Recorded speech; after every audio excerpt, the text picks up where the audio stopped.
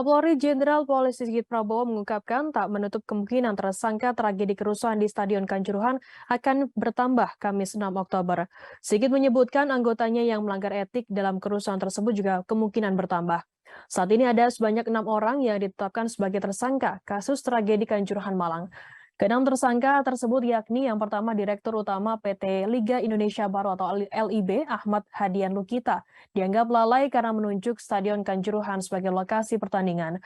Yang kedua yakni Ketua Panitia Pelaksana Arema FC Abdul Haris ditetapkan sebagai tersangka karena tidak membuat dokumen keselamatan.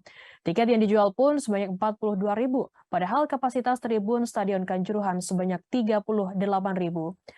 Yang ketiga yakni Security Officer bernama Suko Sutrisno yang memerintahkan steward meninggalkan pintu gerbang sehingga pintu tadi terbuka optimal saat masa ingin keluar stadion.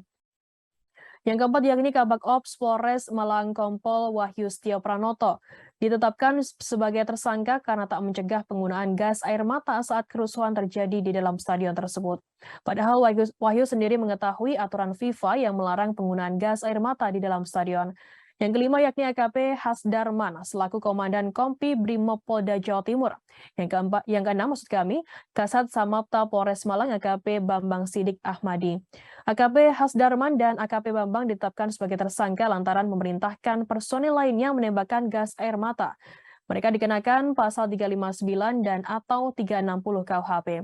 Selain itu, personil Polri juga ditemukan melakukan pelanggaran etik saat kerusuhan terjadi. Dari 31 personil yang diperiksa, 20 diantaranya terbukti melakukan pelanggaran etik. Adapun rinciannya yakni AKB PFH, Kompol WS, AKP BS, dan Ibtu BS. Lalu ada 2 polisi perwira pengawas dan pengendali yakni AKB PAW dan AKP AD. AKP dimaksud kami. Kemudian 3 atasan yang memerintahkan penembakan gas air mata yakni AKP H, kemudian AKP US dan Aibtu BP. Sedangkan sisanya yakni 11 polisi yang menembakkan gas air mata di dalam Stadion Kanjuruhan.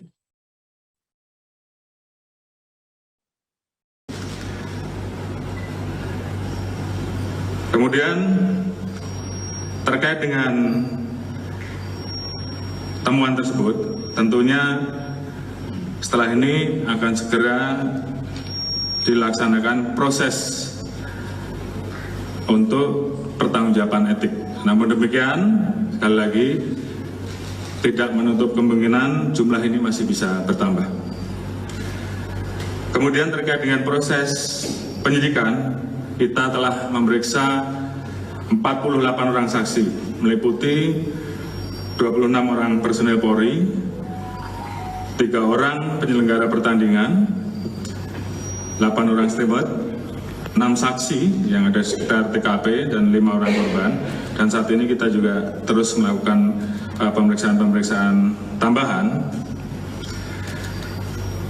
Tadi pagi telah dilaksanakan gelar perkara